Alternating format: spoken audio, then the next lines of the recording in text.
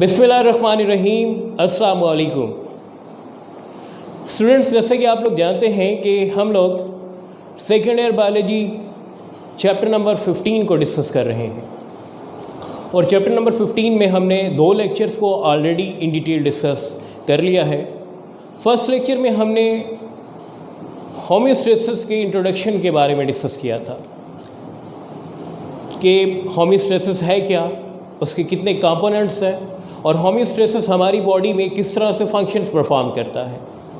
उसके बाद second lecture में हमने इन डिटेल डिस्कस किया था about the control system and the types of control system, जिसमें हमने इन डिटेल डिस्कस किया था फिज़िकल कंट्रोल सिस्टम के बारे में और बायोलॉजिकल और लिविंग कंट्रोल सिस्टम के बारे में। तो जिन स्टूडेंट्स ने अभी तक वो लेक्चर्स विज़िट नहीं किए, लिंक उन दोनों लेक्चर्स का इसी लेक्चर के डिस्क्रिप्शन में मौजूद है, आप वो लिंक विज़िट करें ताकि होमियोस्टेसिस और कंट्रोल सिस्टम से रिलेटेड जो भी आप लोगों के बेसिक कॉन्सेप्ट्स जानने वाले हैं आप वहाँ से हासिल कर सकें। आज जो हमारा लेक्चर है ये है होमियोस्टेसिस के फर्स्ट कंपोनेंट यानी कि ऑस्मोरेगुलेशन के बारे में। आज के लेक्चर में हम देखेंगे कि ऑस्मोरेगुलेशन है क्या और मज़ीद हमारे जो 2 लेक्चर्स होंगे वो भी ऑस्मोरेगुलेशन से रिलेटेड ही होंगे। तो स्टूडेंट्स, ऑस्मोरेगुलेशन को इन डिटेल समझने से पहले हम होमियोस्टेसिस के कॉन्सेप्ट को थोड़ा रिकॉल करेंगे कि होमियोस्टेसिस है क्या और फिर उसके बाद हम ऑस्मोरेगुलेशन की तरफ मूव करेंगे। देखिए, हमने फर्स्ट लेक्चर में भी ये बात बताई थी कि होमियोस्टेसिस क्या है। हमने कहा था कि ये एबिलिटी है बॉडी की वो सलाहियत है जो कि क्या काम करती है, जो कि मेंटेन करती है बॉडी के इंटरनल एनवायरनमेंट को। अंडरस्टैंड? बॉडी की वो सलाहियत, वो एबिलिटी जो बॉडी के इंटरनल एनवायरनमेंट को मेंटेन रखे, उसे होमियोस्टेसिस कहते हैं। अब इंटरनल एनवायरनमेंट क्या है, आप लोग अच्छी तरह से जानते हैं कि आपकी बॉडी के अंदर बॉडी टेम्परेचर ये इंटरनल एनवायरनमेंट है जिसको होमियोस्टेसिस मेंटेन रखता है। उसके अलावा वाटर और सोल्यूट कंसंट्रेशन, इनकी जो पानी और सोल्यूट की बॉडी के अंदर जो मिकदार है उनको भी मेंटेन कौन रखता है? होमियोस्टेसिस। उसके अलावा बॉडी से फालतू मादों का अखराज यानी कि एक्सक्रीशन, यानी कि जिसमें हमने कहा था कि जिसमें वेस्ट मटेरियल बॉडी से रिमूव होते हैं, ये फंक्शन भी कौन परफॉर्म करता है? होमियोस्टेसिस। अब सेकंड बात जो हमने यहाँ पर डिस्कस की थी होमियोस्टेसिस को डिफ़ाइन करने के बाद, वो थी about the components of homeostasis. हमने ये बात आपको बताई है कि होमियोस्टेसिस इंटरनल एनवायरनमेंट को मेंटेन रखता है। याद रखें कि होमियोस्टेसिस के 3 कंपोनेंट्स या 3 पार्ट्स हैं और ये तीनों पार्ट्स, ये तीनों कंपोनेंट्स अपने अपने फंक्शन परफॉर्म करते हैं। सबसे पहला जो हमारे पास कंपोनेंट है वो ऑस्मोरेगुलेशन है, दूसरा थर्मोरेगुलेशन है और तीसरा एक्सक्रीशन है।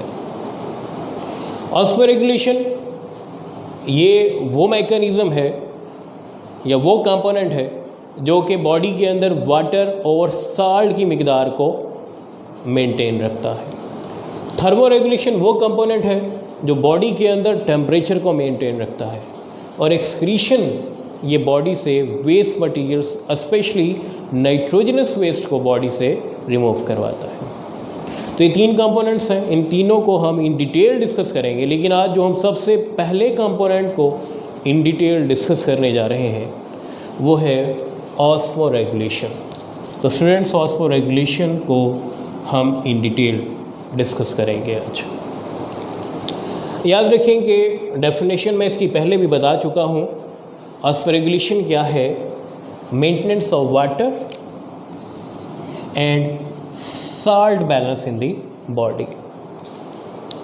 बॉडी के अंदर वाटर और साल्ट की मिकदार को मेंटेन रखना क्या कहलाता है? ऑस्मोरेगुलेशन। याद रखें कि अगर आपकी बॉडी में water and salt concentration maintain रहेगी, एक नैरो रेंज से ना बढ़ेगी ना ज़्यादा कम होगी, तो फिर आपकी बॉडी मेंटेन रह सकती है। अगर ये नैरो रेंज से वाटर और सॉल्ट की मिकदार बढ़ जाती है या बहुत ज़्यादा कम हो जाती है तो आपकी बॉडी के लिए क्या है, नुकसानदेह है। खैर हम इसको इन डिटेल भी डिस्कस करते जाएंगे। नेक्स्ट पॉइंट जो हमारे पास है ऑस्मोरेगुलेशन में वो है वाटर रिलेशन टू सेल। आप लोग ये बात अच्छी तरह जानते हैं कि बॉडी किससे मिलकर बनती है, सेल से, और सेल के अंदर भी पानी जो है ये एक बहुत ही इम्पॉर्टेंट रोल प्ले करता है।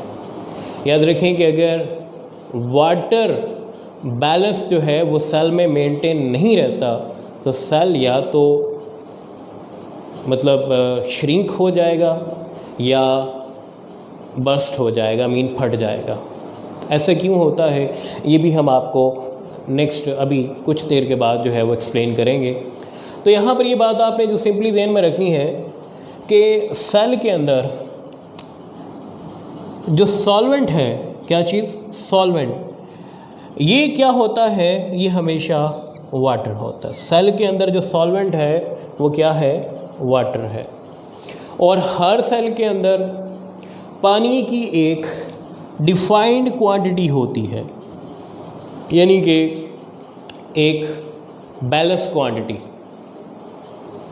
अगर पानी की वो मखसूस मिकदार सेल में बढ़ जाए या कम हो जाए, दोनों कंडीशन सेल के लिए नुकसानदेह होती हैं।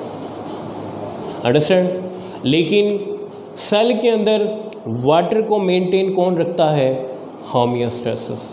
ना ही ये वाटर क्वांटिटी को सेल में ज़्यादा बढ़ने देता है और ना ही कम होने देता है। अंडरस्टैंड। तो मैंने यहाँ पर आपको कुछ एग्जांपल्स यहाँ पर लिखी हैं। हमने कहा है कि वाटर की डिफाइंड क्वांटिटी होती है, एक ख़ास मिकदार होती है सेल में। फॉर एग्ज़ाम्पल हम ब्रेन सेल की बात करें तो ब्रेन सेल में वाटर 85% होता है, बोन सेल में वाटर 20% होता है। ये इनकी डिफाइंड क्वांटिटी है। और इनकी पानी की मिकदार डिफरेंट क्यों है, क्योंकि ब्रेन सेल की फंक्शनैलिटी और है, तो उसी फंक्शन के हिसाब से इसमें वाटर की भी क्या है, क्वांटिटी है। बोन सेल की का फंक्शन और है, तो उसी फंक्शन की बेस पर इसमें वाटर की क्वांटिटी भी क्या है, 20% है। अंडरस्टैंड। और मैंने एक और बात क्या बताई है अभी कि ये क्वांटिटी मेंटेन रहती है, किस वजह से, होमियोस्टेसिस की वजह से। नेक्स्ट टॉपिक जो है हमारे पास ऑस्मोरेगुलेशन में वो है balance of water and solute in the body. Body के अंदर पानी और सोल्यूट का बैलेंस, यानी कि आप सिंपल वर्ड्स में कहते हैं कि बॉडी के अंदर पानी और सोल्यूट का एक मतवाजन या नॉर्मल रेंज में रहना। ये बात ज़हन में रखें कि आपकी बॉडी में जो सेल है, एनकाउंटर, इसे मुकाबला करना पड़ता है डिफरेंट, किसका मुकाबला करना पड़ता है, डिफरेंट एक्स्ट्रा सेलुलर एनवायरनमेंट का, डिफरेंट एक्स्ट्रा सेलुलर एनवायरनमेंट। अगर आपको पिछला लेक्चर याद है तो उसमें आपको ये बात मैंने क्लियरली बताई थी कि एक्स्ट्रा सेलुलर एनवायरनमेंट कौन सा होता है, वो एनवायरनमेंट जो कि आउटसाइड द सेल मौजूद होता है। एक्स्ट्रा सेलुलर एनवायरनमेंट कौन सा होता है, आउटसाइड द सेल, ये क्या कहलाता है, एक्स्ट्रा सेलुलर एनवायरनमेंट। अब कहते हैं कि सेल का जो एक्स्ट्रा सेलुलर एनवायरनमेंट है ये क्या होता रहता है, चेंज होता रहता है, और सेल को इसका क्या करना पड़ता है, मुकाबला करना पड़ता है, ताकि सेल अपने आप को मेंटेन रख सके। अब जो एक्स्ट्रा सेलुलर एनवायरनमेंट है ये हम देखेंगे कि सेल को कितनी तरह के एनवायरनमेंट का मुकाबला करना पड़ता है। याद रखें कि जो एक्स्ट्रा सेलुलर एनवायरनमेंट है, एक्स्ट्रा सेलुलर एनवायरनमेंट 3 तरह का होता है। There are 3 types of extracellular environment. Number 1 is hypotonic environment, hypotonic environment. Number 2 is hypertonic environment, and number 3 is isotonic environment। तो हमारे पास हाइपोटोनिक इन्वायरमेंट की अगर हम बात करते हैं, हाइपोटोनिक इन्वायरमेंट को हम सिंपली अकॉर्डिंग टू बुक किस तरह से डिफाइन करेंगे। कहता है कि hypotonic environment actually dilute solution पर मुश्तमिल होता है। क्या लिखेंगे हम यहाँ पर? Dilute solution as compared to cell concentration. Hypotonic environment का जो सॉल्यूशन होगा वो क्या होगा स्टूडेंट्स? डाइल्यूट होगा। डाइल्यूट मीन क्या हुआ? देखिए यहाँ पर हम हाइपोटोनिक एनवायरनमेंट की अगर बात करते हैं तो इसमें वाटर की क्वांटिटी क्या होगी? ज़्यादा होगी, और सोल्यूट की क्वांटिटी क्या होगी? कम। तो मैंने इसलिए यहाँ पर क्या लिखा है? Dilute solution. दूसरी बात देखें, as compare to cell concentration. जबकि सेल कंसंट्रेशन की हम बात करें तो सेल के अंदर के यानी कि इंट्रासेलुलर एनवायरनमेंट की बात करें तो वहाँ वाटर की क्वांटिटी क्या होगी? कम होगी, और सोल्यूट की क्वांटिटी क्या होगी? ज़्यादा होगी। यानी कि एक दूसरे के क्या होंगे? ऑपोजिट। अंडरस्टैंड? Like this. ये हमारे पास क्या है? एक्स्ट्रा सेलुलर एनवायरनमेंट, और यहाँ क्या है जी? वाटर की क्वांटिटी क्या है? ज़्यादा है। जबकि अगर हम यहाँ पर सेल को ड्रॉ करें तो सेल के अंदर वाटर की क्वांटिटी कम है। जैसे कि मैंने यहाँ लिखा है, सेल के बाहर वाटर की क्वांटिटी ज़्यादा है, यहाँ मैंने शो करवाया, और वाटर के अंदर सेल के अंदर वाटर की क्वांटिटी क्या है? कम। दूसरी तरफ देखें, सोल्यूट की क्वांटिटी आउटसाइड द सेल क्या है? कम है, जबकि इनसाइड द सेल क्या है? ज़्यादा है। इनसाइड द सेल क्या है? ज़्यादा। ये क्या है जी? ये है सोल्यूट, और ये क्या है जी? ये है वाटर। अब देखें, सेल के बाहर पानी की मिकदार ज़्यादा है और सेल के अंदर पानी की मिकदार कम है, और ये बात आप चैप्टर नंबर 14 फर्स्ट ईयर में पढ़ कर आए हैं कि वाटर मूव करता है from higher concentration to lower concentration through semi permeable membrane. Semi permeable membrane जो सेल के गिर्द मौजूद है इज़ कॉल्ड ऑस्मोसिस। तो जब भी पानी सेल के अंदर जाएगा या सेल के बाहर जाएगा तो वो कैसे मूव करेगा? हायर कंसंट्रेशन से कम कंसंट्रेशन, यानी कि ज़्यादा मिकदार से हमेशा कम मिकदार की तरफ आएगा। अब देखें ज़रा, ज़्यादा मिकदार कहाँ है वाटर की? Outside the cell. तो लिहाजा अब वाटर कहाँ मूव करेगा? इनसाइड द सेल, क्योंकि सेल के अंदर पानी की मिकदार कम है और सेल के बाहर पानी की मिकदार ज़्यादा है। तो ये water inside the cell move करता जाएगा, जिसकी वजह से क्या होगा? कहते हैं कि सेल में वाटर फिल होता जाएगा और सेल जो है ये क्या हो जाएगा? स्वेल हो जाएगा लाइक दिस। इसका साइज़ बढ़ जाएगा, और अगर इसी तरह से वाटर की क्वांटिटी सेल में बढ़ती रही तो सेल एक टाइम आएगा बस्ट हो जाएगा, यानी कि फट जाएगा, सेल ख़त्म हो जाएगा। तो ये एक बहुत ही क्या है? डेंजरस कंडीशन बन जाती है। और ये किस कंडीशन में बनती है? सेल स्वेल कब होगा? इन हाइपोटोनिक एनवायरनमेंट। जब सेल के बाहर का एनवायरनमेंट हाइपोटोनिक होगा, यानी कि पानी की मिकदार जब सेल के बाहर ज़्यादा होगी और सेल के अंदर कम होगी, तो फिर पानी बाहर से सेल के अंदर जाएगा, जिसकी वजह से सेल स्वेल हो जाएगा और फट जाएगा। अंडरस्टैंड? अब दूसरा एनवायरनमेंट जो सेल को फेस करना पड़ता है वो है hypertonic environment. Hypertonic environment actually opposite है किसके? Hypotonic environment. अगर हम हाइपर की बात करें तो आप इसको ऑपोजिट करके लिखते हैं, कहते हैं कि सेल का जो बाहर का एनवायरनमेंट है ये क्या होता है, कंसंट्रेटेड होता है, ठीक है, concentrated environment as compare to inside the cell, inside the cell. Concentrated का मतलब क्या है, कंसंट्रेटेड एनवायरनमेंट क्या होगा, जिस तरह मैंने यहाँ लिखा है कि आउटसाइड द सेल अगर हम बात करते हैं, पहले हम आउटसाइड द सेल देख लेते हैं, एक्स्ट्रा सेलुलर एनवायरनमेंट, ठीक है। यहाँ पर सोल्यूट की जो क्वांटिटी है वो क्या होती है, ज़्यादा होती है। सोल्यूट की क्वांटिटी क्या होगी, ज़्यादा, कहाँ, सेल के बाहर, जिसे आप एक्स्ट्रा सेलुलर एनवायरनमेंट कहते हैं।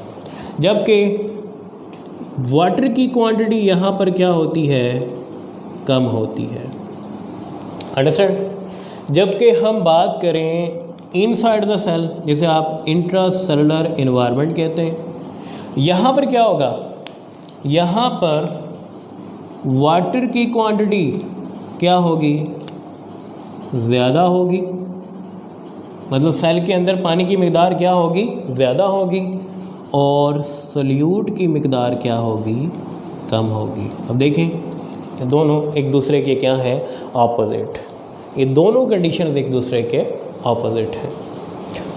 अब इसको हम डायग्राम से भी देख लेते हैं। सपोज कि ये आपके पास क्या है, एक extra cellular environment. Extra cellular environment में क्या बताया मैंने, सोल्यूट की मिकदार यहाँ पर क्या होगी, ज़्यादा होगी।